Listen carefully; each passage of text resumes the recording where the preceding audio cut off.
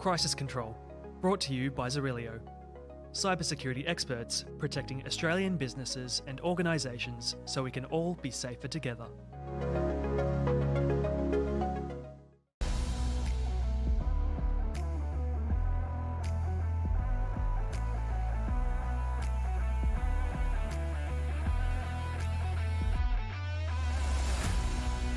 Hello, I'm Amber Sherlock and welcome to Crisis Control. It's been almost 3 months since the ALP took over government.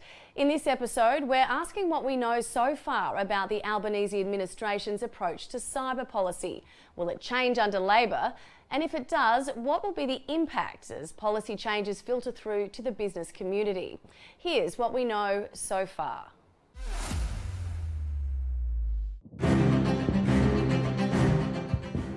In times of war, key targets have always been critical assets: ports, hospitals, water and power infrastructure. When it comes to national security, these are no less important, but there's a new addition: data centres. The government get data centres or public cloud or private cloud. We need to make sure, and we're working with the federal government to make sure that we have the highest level of security around these centres, because increasingly more and more sensitive information is going through there as it needs to go.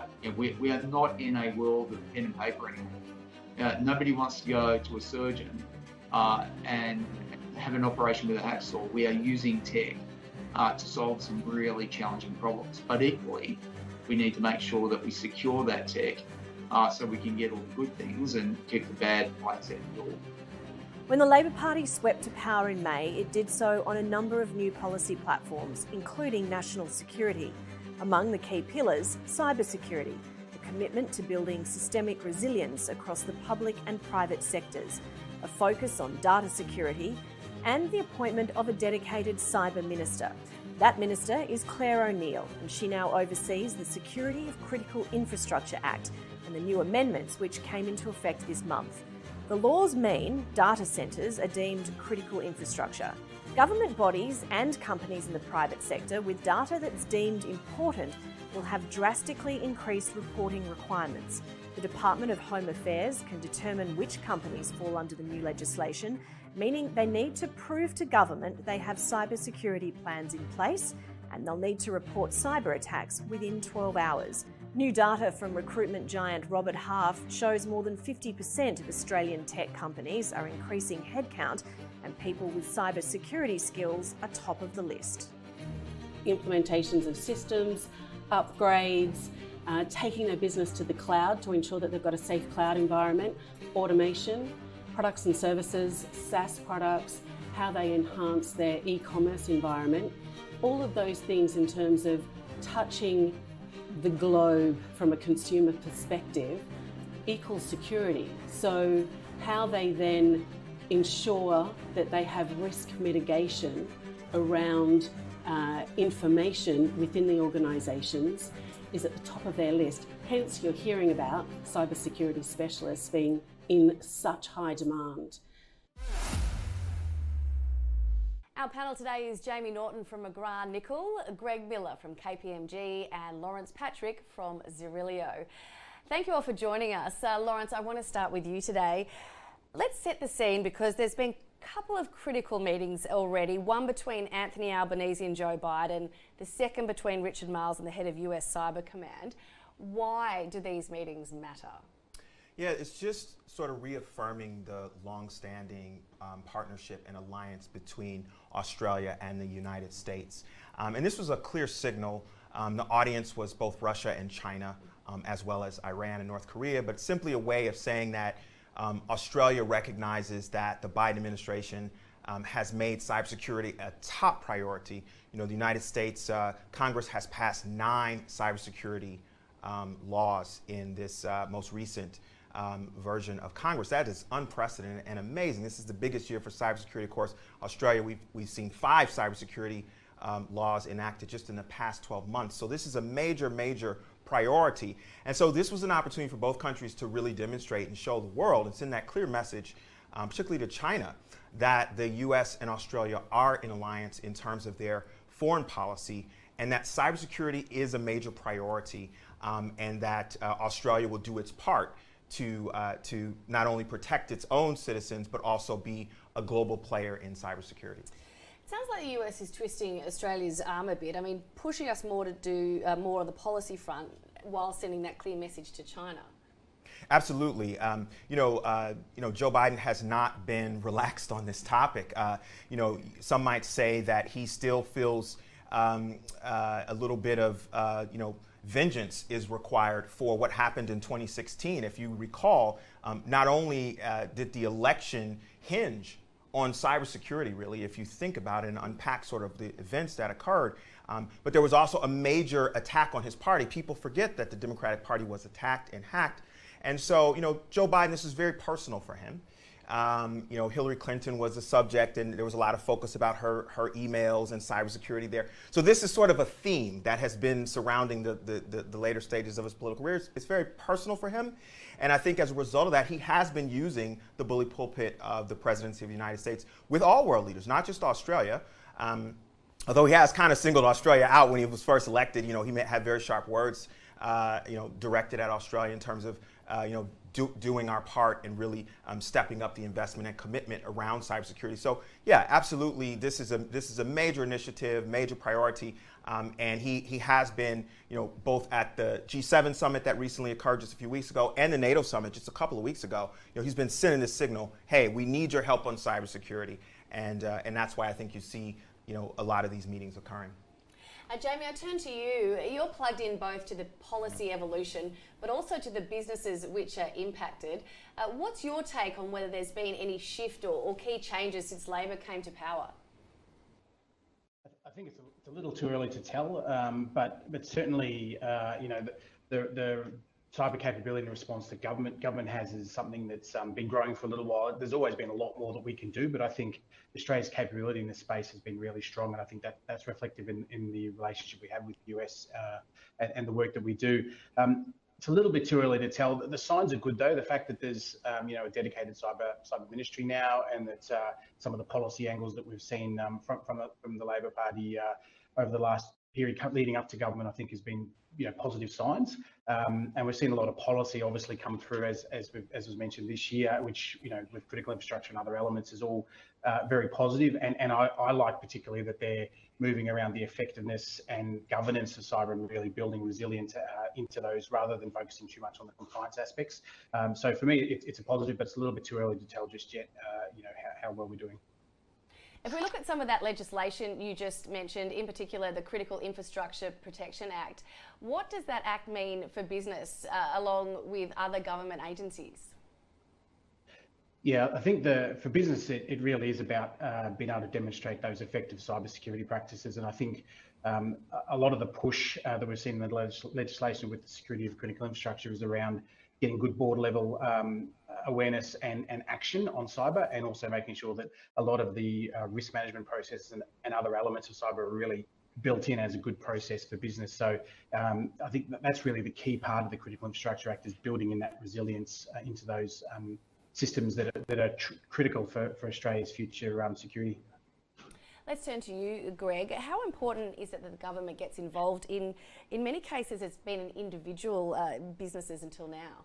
I think one of the key roles that government can play is leadership. And the one thing the 2020 strategy did really well was set up expectations around roles and responsibilities for government, industry, and also the individuals. And now I think with a new government, with a minister that has cyber in the title, a real opportunity for her to show that clear leadership and expectation management, and continuity here will be really critical for Australia and our international partners as well. Let's look at the systems of critical infrastructure implementation. How does this differ to the Protection Act? It seems it might have much broader implications. Well, I think there's the systems of national significance, a subset of critical infrastructure, and those few things that are absolutely vital for Australia to keep running. And I think we've seen in Ukraine, but also tensions in our near region, that this isn't some sci-fi movie. This is something that is quite real for Australia. It sometimes sounds like it, doesn't it? Well, it can do, and then all of a sudden you actually see places that people may have visited coming under attack, and being really exposed. And so now for Australia, I think this is a chance for us to get on the front foot, and key I think here is partnership partnership between government and business and also individuals, whether we be users or employees. And this is really, I think, setting the expectations and giving the right authorising environment for businesses, boards and also government so that we can be on the front foot and achieve that resilience that Jamie mentioned. Now, the Minister for Home Affairs can decide on a whim if your business falls under this and is a system of critical infrastructure. Is this really necessary, or is this a bit of overreach? I would say it is necessary, and I think we all hope these sorts of powers don't need to be used, but if they actually did, waiting for an event to occur is too late. So what we need now is preparedness, resilience, building that in, and this is not something that was considered lightly. It went through the Parliamentary Joint Committee of Intelligence and Security and achieved bipartisan support. So I think the implementation of it will be really important, and it'll be one where government, I know already is, but needs to continue being pretty open with those individual businesses. And this is not a one-off thing. This is going to be something that's going to be a feature of our economy going forward. Jamie, looking at these requirements starting to be imposed by the government, why is it important that business gets on the front foot? Well, I think that these are reasonable activities, I think, that are needed to, as Greg mentioned, safeguard the future of Australia. And it's not just in the cyber realm. There's elements of this in foreign interference and in physical and personnel security as well. So I think it covers the gamut of security concerns. But in particular around the cyber requirements, I think it's really important that we take this seriously, and it's a collaborative piece, I guess. It's not just a command and control that's coming down from government, but it really is just asking business, particularly those that have systems of national significance, to actually work with government, to get the hygiene in order. A lot of the elements are very hygiene focused and doing the basics right, but then also to work with government should there be a breach or some other significant event that requires government assistance.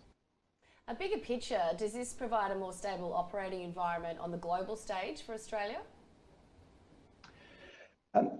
I think it's certainly we are very much in a global context here, and there's an element of Australia contributing to that community and making sure that we're upholding good law and order. But I think it's also undeniable Australia has good capability in this space, and we do have a good level of expertise in the country. And whilst we could always use more, and we're very thin on the ground in terms of available resources, we do have good expertise, and I think that can be is very useful in the global context. Greg, I've got you. Big tech companies have committed to building data centres onshore in Australia. Why does that matter, and what's the broader benefit of having that? Well, there's a couple of things. So there is a security dividend, and whilst we get pretty preoccupied with cyber, you can protect cyber through your physical controls as well as your personnel controls. So having it onshore provides that extra degree of reach. But there's the other part that's on the positive side of this, which is an investment in Australia.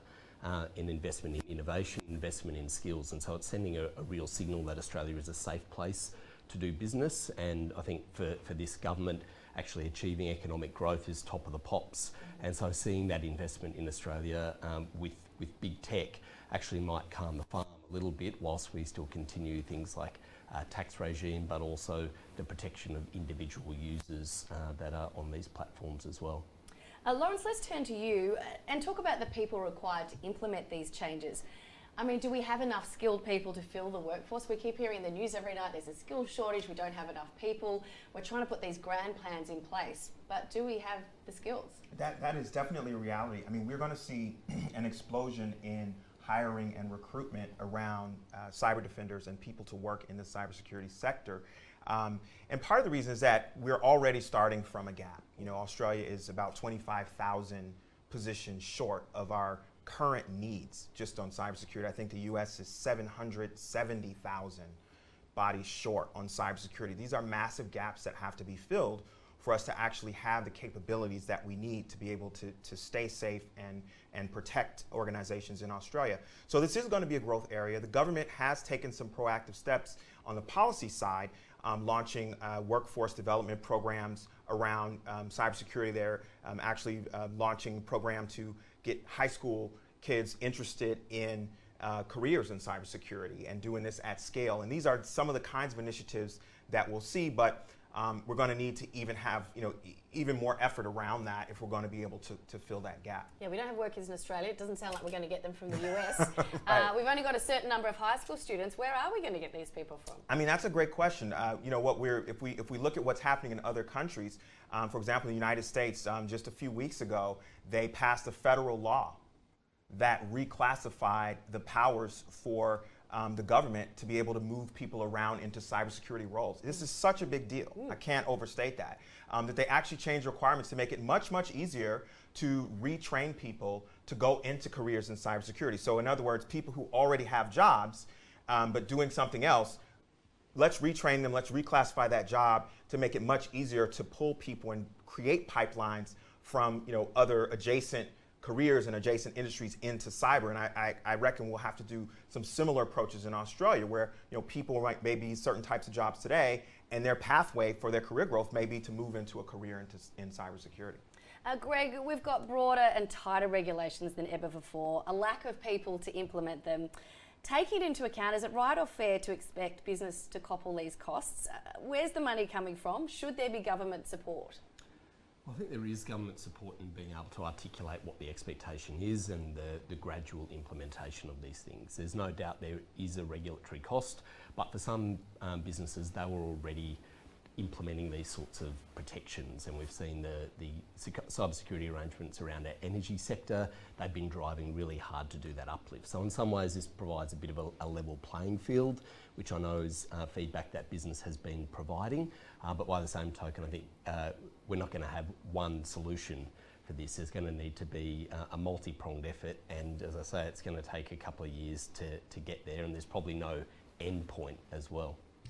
Jamie, should the budget for cybersecurity agencies be expanded to assist these requirements being placed on businesses? It's a lot to ask. I think it is a lot to ask. I mean, there's an element of really an obligation or good corporate responsibility to ensure the safety of the data that you hold, particularly if it's citizen data or consumer data. And I think we perhaps have come from a position where that was not as regulated as it is now, and it has been for other elements of the corporate world, like financial and legal. So I think part of this is really just catching up to what is really good corporate behaviour. And I think there is certainly an impulse there, though, and there may be room to assist, and there is assistance happening across a couple of different factors there. But on the whole, I think there is that element of good corporate citizenry required here, and companies need to be treating this seriously when they're holding data on consumers and others in terms of who has access to that and what can be done with it. From your point of view, what's the most important thing that needs to be looked at in terms of cyber policy going forward? So I think it depends on the size of the organisation that the legislation really is targeting. But I think for me, the two key factors there for larger organisations is about embedding in the right culture and embedding the right cyber processes into the organisation. So it really is about getting very senior level buy-in, senior level accountability for cyber, and then baking in really good governance and risk processes into the organisation. So I think that at the big end of town, at the smaller end of town, it's about getting the basics right. It's what are the fundamental things that an organisation needs to do to ensure that it can, cover 80% of what it's going to phase out there in the wild. And I think that's that basic piece which is essential. Lawrence, you were nodding your head. Yeah, I mean, I'm loving what he's saying. Jamie makes a really good point. I think I would just like to add that the government has done a good job of articulating what the expectations are, but all CEOs and all CFOs right now need to be looking at their forward planning and visualizing a resource allocation that is much, much greater for cybersecurity. It's just a reality. It's kind of like the beginning of the internet. You didn't have to spend much on internet because it wasn't critical to your business. Well, now you spend a lot on internet because it's how you do your business, how everything runs. Cybersecurity is very similar in the sense that it is maybe a small line item today, but we will see increasingly that this becomes a much, much more important resource allocation in the budget, and the priority does need to increase. That said, the government is going to have to not only spend more on its own cyber capability. So we had the Red Spice package as part of the budget forward planning, which unlocks $9.9 billion over the next 10 years to dramatically expand the ASD's cyber capability and move ACSC under the ASD. And of course, Rachel Noble was in the US last week meeting with Jen Easterly, who heads CISA in the US, which is the counterpart there. These are the national cybersecurity agencies. Both of them in the past 12 months have received massive increases in their budget. The prediction here in Australia is that this sort of triples the capacity overnight of what we're able to do from a cybersecurity standpoint. But that's not enough. I think there has to be a serious consideration of how the government can look at creating other opportunities to unlock additional resources to be able to protect businesses and organizations in Australia, because a lot of the targets, they're not banks. These are not organizations that have massive budgets around cybersecurity, and they will need help. Universities, schools, other softer targets, social service organizations that are being attacked at the same rate as other organizations that maybe have bigger budgets to spend on technology. Greg, do you agree with Lawrence? To a point, I think we can't ignore the fiscal reality that the government finds itself in. I don't think there's going to be bags of gold to help soften the blow here. I think this is, I really like your analogy around this as a cost of doing business in the current day. But by the same token, we're seeing the threat environment increase so dramatically and evolve so quickly. How do we expect businesses to keep pace? So I think the big thing government can do here is look at leverage. And that is really hard to achieve, but really important in standard setting.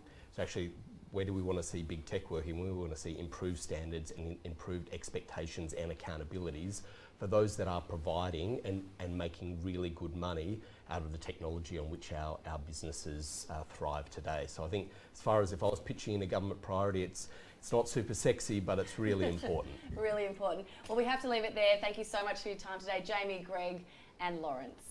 Now, let's ask a CISO. The best advice I'd have is to make sure that you're thinking about cybersecurity in terms of business resilience. For the last 20 or 30 years, business continuity teams have done a really good job keeping businesses running and keeping customers happy, keeping business customers happy. We need to do the same thing in the cybersecurity space. Cybersecurity is a relatively new discipline. And so what we need to do is take the cybersecurity discipline and join it up with business continuity discipline to make sure that the two combine the best of both worlds. You get a lot of the rigor with business continuity team, and you get a lot of the technical expertise with the cybersecurity teams. And those two match together. Essentially what you want is to have a cybersecurity playbook inside of your business continuity plan.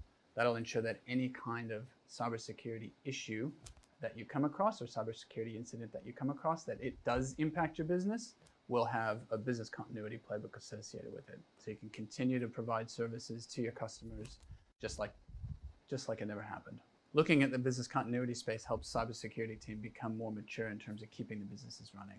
Business resilience is the ability for a business to continue to provide services to its customers despite what might be happening from a crisis perspective. So you might be dealing with a cybersecurity incident that's impacting business operations. A resilient business will have the right measures in place to continue to provide seamless services to its customers. What we need to do is get the business continuity teams and cybersecurity teams talking together on a regular basis so that the cybersecurity teams can inherit a lot of the discipline that the business continuity teams already have to keep business running, right? You want your business running that's transparent to your customers in a time of crisis. Cybersecurity teams are very good at resolving cybersecurity issues. Oftentimes the business gets left behind on that though.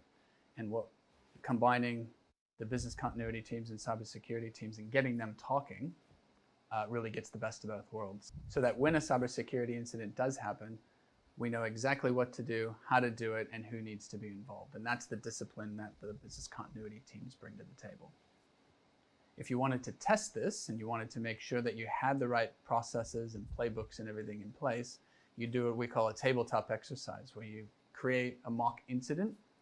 You would get the cybersecurity teams and business continuity teams together, typically join them up with your executive leadership team, and you play out an incident like it was happening in real life.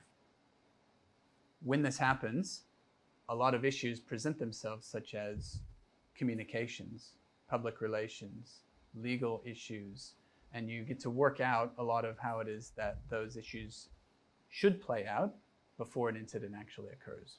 Because the last thing you want is to have an actual incident that's impacting your business and not have a good playbook that's well understood by everybody.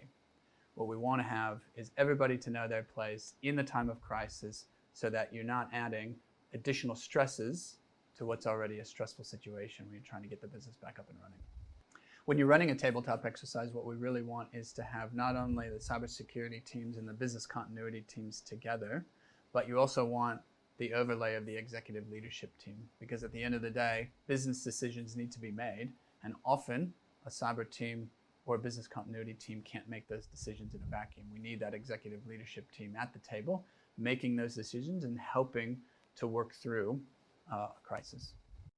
Yeah, when the two teams, when the business continuity teams and the cybersecurity teams aren't speaking to each other, what ends up happening is a lot of miscommunication. And often what you see is two separate teams during an incident doing two separate things. And that's exactly what you don't want to have happen during any kind of incident that's impacting your business. When you're dealing with an incident that is impacting your business, you want everybody to know their place. You want everybody to know what it is that they need to be doing, and you want your executives trained up so that they know exactly what's going to happen next and how it's going to happen. And if those two teams aren't talking to each other, then you get more chaos on top of what's already a chaotic situation. Getting together the cybersecurity teams and business continuity teams is often the role of either a chief information security officer or a CIO, a chief information officer. Often, depending on how it is that you're structured up, board level involvement may come in. So a board may take note of communication issues and talk to executive leadership about how it is to get cybersecurity and business continuity teams talking. But at the end of the day, if there's a chief information security officer, the CISO needs to be talking to the business continuity teams almost immediately to make sure that the business continuity discipline and cybersecurity disciplines are met up together. Again, the advice is really to think about cybersecurity as a business resilience issue. Look at your internal business continuity teams and make sure those business continuity teams and the cybersecurity teams are talking regularly and updating their processes, procedures, and playbooks. And that wraps up Crisis Control for this week. I'm Amber Sherlock. Thanks for watching.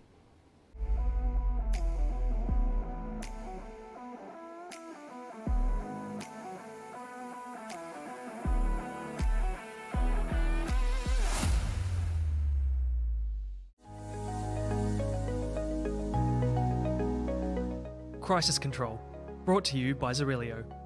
Cybersecurity experts protecting Australian businesses and organisations so we can all be safer together.